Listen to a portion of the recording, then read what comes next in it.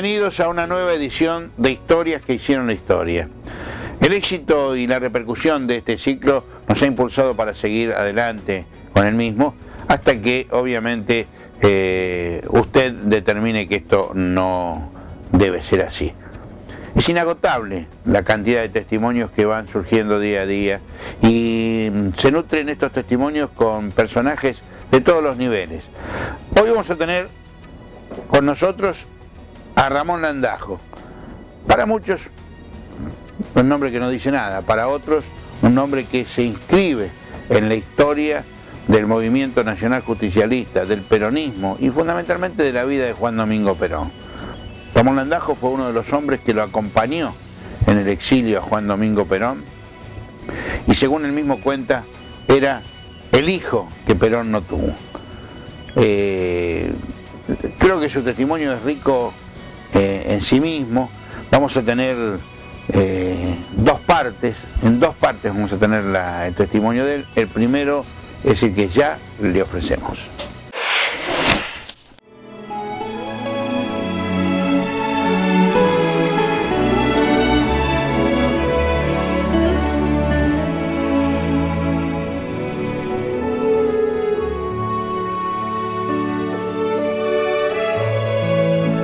Mientras que tomamos un café, vamos a conversar un poquito de aquellos años, de mi niñez, de mi juventud y ahora de la vejetud, como diría el general, ¿no es cierto? Soy parte de la historia, dicen, yo no me la he creído porque somos todos exactamente iguales en una Argentina que quiere crecer y que nosotros tenemos la obligación de darle todo aquello que, a mi entender, que es lo que me enseñó el general. Tenemos que poner todo nuestro esfuerzo para buscar la unidad de todos los argentinos, para que todos en unidad de concepción y de acción podamos hacer realidad el sueño de todos nuestros mayores, que un día 17 de octubre, como el que fue ayer, hoy es San Perón, salimos a la calle para rescatar a nuestro coronel y comenzar lo que fue nuestra revolución peronista. Muchos me preguntan cuándo empecé yo con el coronel, cómo lo conocí. Bueno, yo tenía 15 años. En casa se reunían algunos militares, entre ellos el coronel Perón, que estaban preparando un plan de gobierno. En su momento esto lo había solicitado el general Pedro Pablo Ramírez, muy amigo de mi padre, y mi padre le dijo que sí, que se podían reunir en casa.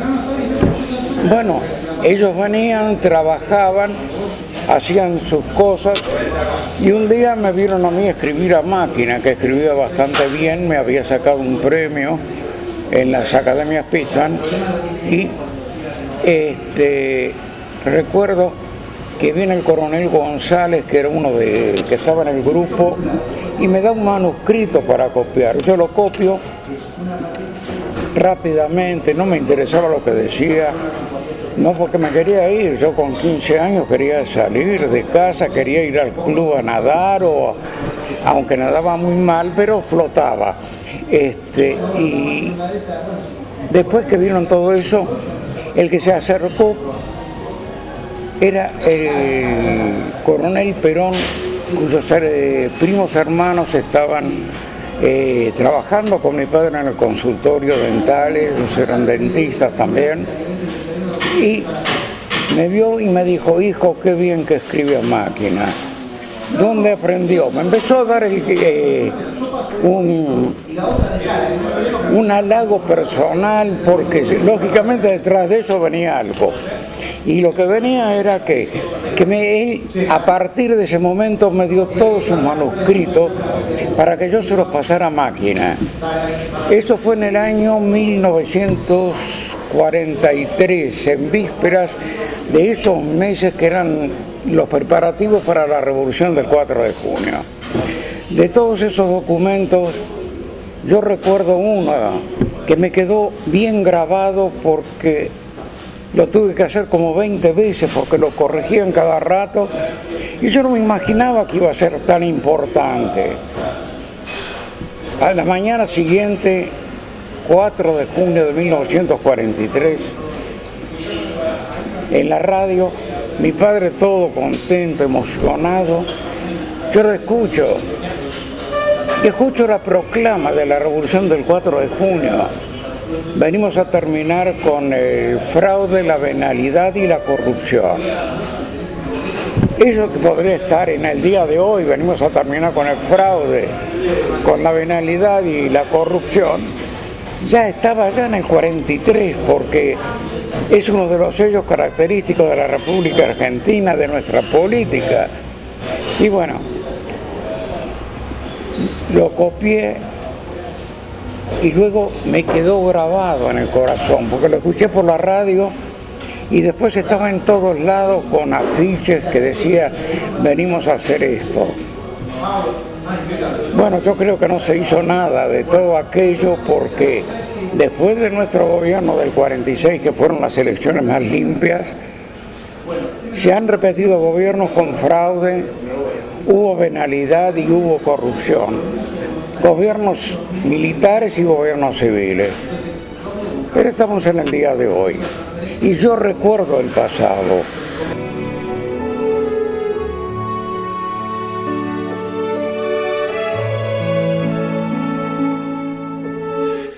A la violencia le hemos de contestar con una violencia mayor.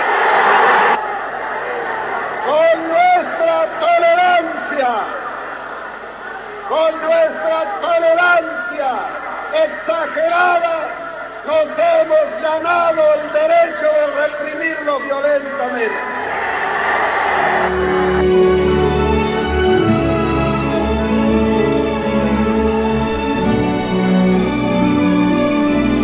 Yo tuve un privilegio que son pocos los que han podido decir esto y contarlo. Han pasado muchos años.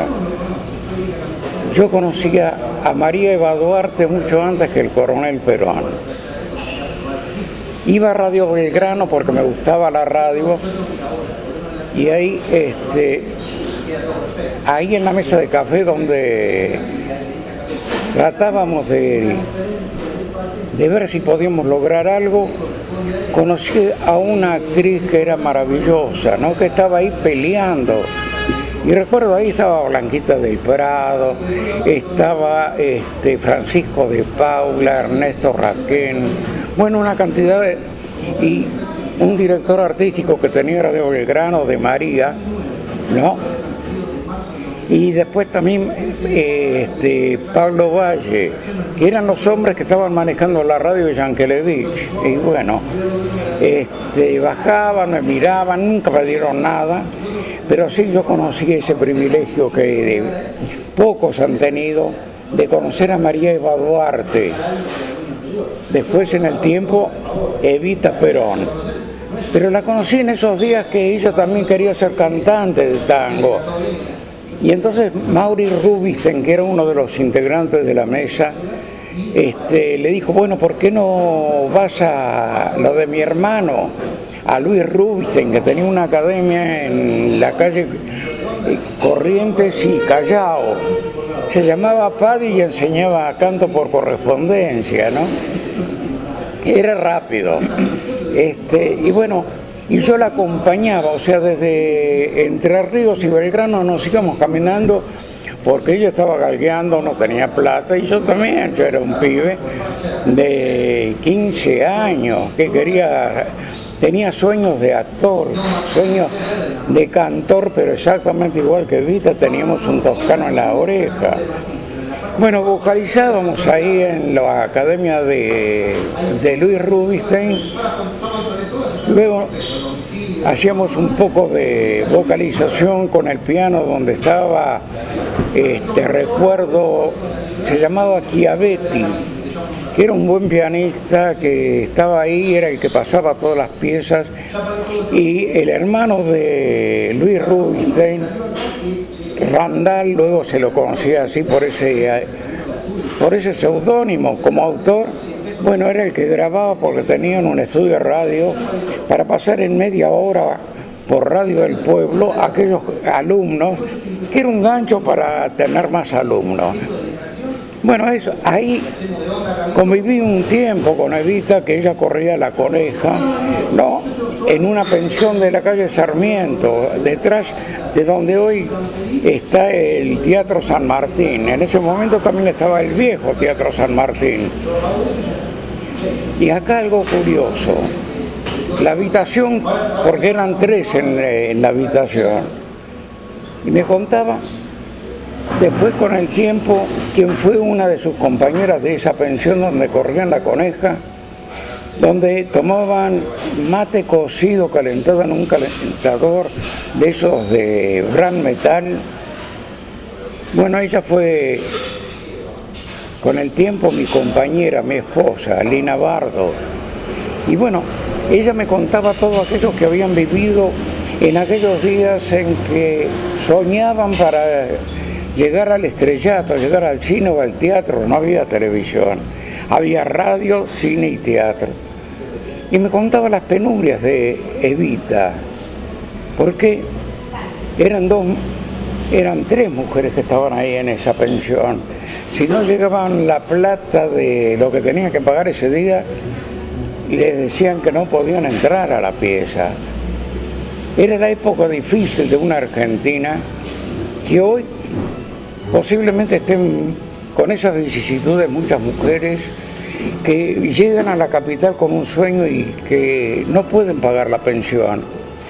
Y eso hizo que después, con el tiempo, Evita pensar en los hogares de tránsito, en la casa de la empleada y todo aquello que fueron conquistas que le dieron al pueblo y al sector femenino y a los ancianos también, porque vinieron las casas para los ancianos, para los niños abandonados, para todos aquellos. Hacemos una brevísima pausa aquí en Historias que hicieron la historia con el relato de Ramón Landajo.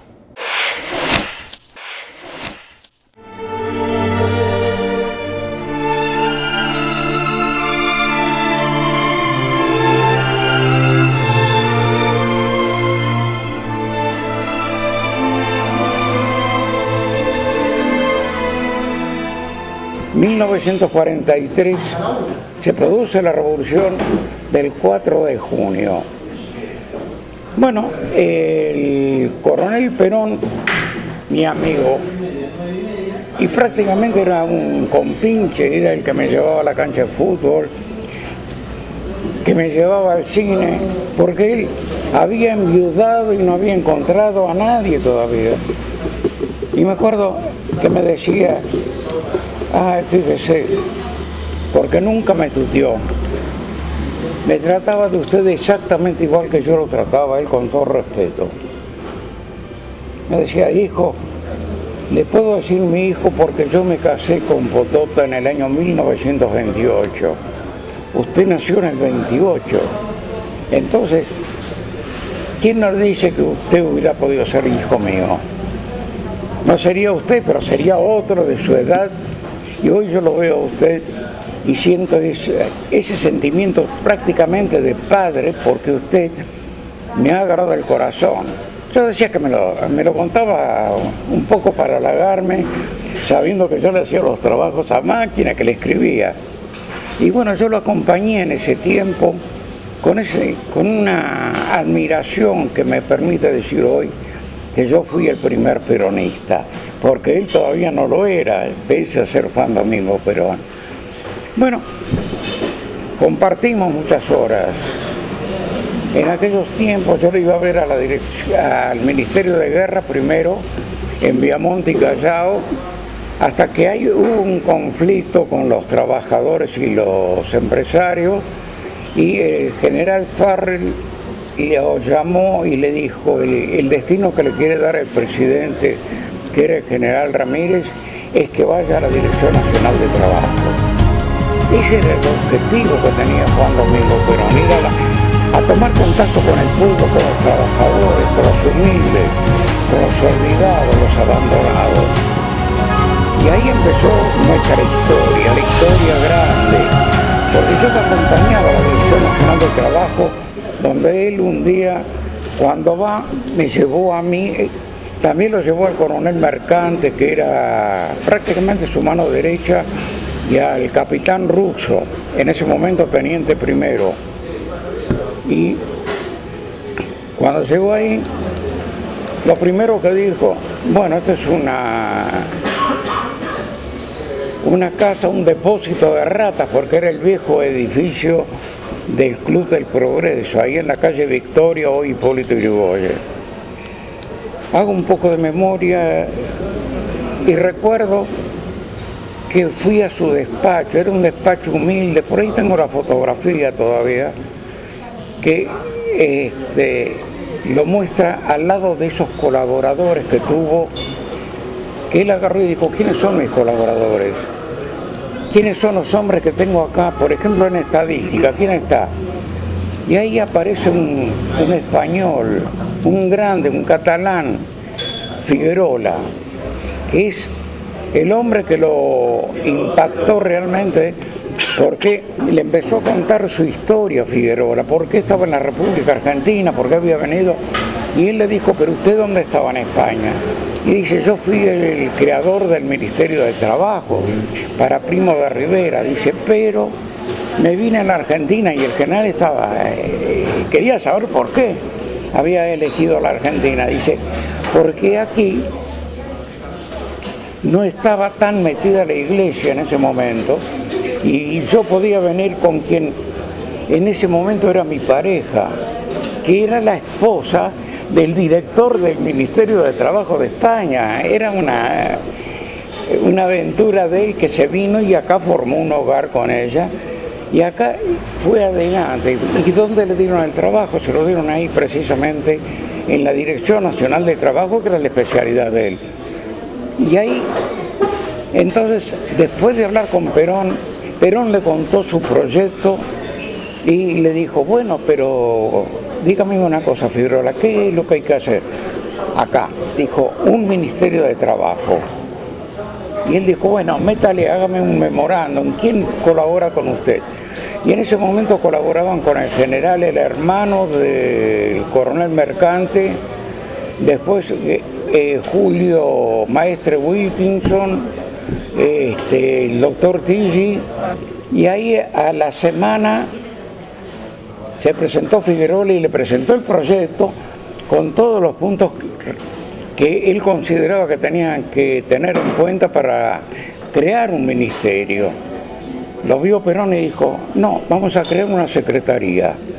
Y ahí se dijo, la Secretaría de Trabajo y Previsión. Elevaron el informe al presidente de la Nación y le dijo Ramírez a Perón, métale con todo. Perón, que no era lerdo ni perezoso, dijo, pero acá no lo podemos hacer en este edificio. Y entonces preguntó, ¿dónde hay un edificio acá, o lejos o cerca, pero dónde hay un edificio que podamos ocupar? Y Figueroa le dijo, bueno, acá desocupado en los alrededores tenemos el Consejo Deliberante que no funciona. Y él dijo, vamos a verlo. Y bueno, salió de la Dirección Nacional del Trabajo acompañado de Figueroa, de Anglada, y me dijo, vamos hijo, ¿no? Era una especie de mascota. Y yo le digo, bueno, vamos mi coronel. Bueno, fuimos hasta la esquina, lo vio, habló con uno de los conserjes que había ahí, no había sido cerrado el Consejo Deliberante, y dijo, este es el lugar. Que ahí empezó la historia de la Secretaría de Trabajo y Previsión.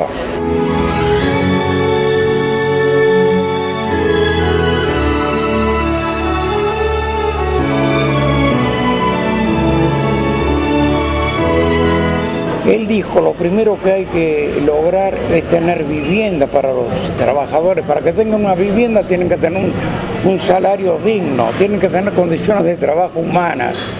Y entonces se pusieron a trabajar con ese fervor patrio que era real en esa época, no iban por un sueldo ni por un puesto. Ellos pusieron todo porque cobraban como militares. Figueroa siguió cobrando lo que cobraba en la Dirección Nacional de Trabajo en el Departamento de Estadística. Pero hicieron eso, sentaron las bases. Y Perón ahí ya agarró y se puso firme en ese proyecto, convocando a todos los sindicatos chiquitos para hacer una CGT grande. Él sabía que con una CGT grande podía hacer poder y poder llevar las cosas adelante. Y así lo hizo mi general, mi coronel en ese momento. Aquel que en cualquier lugar intente altestar el orden en contra de las autoridades constituidas o en contra de la ley o la Constitución puede ser muerto por cualquier motivo.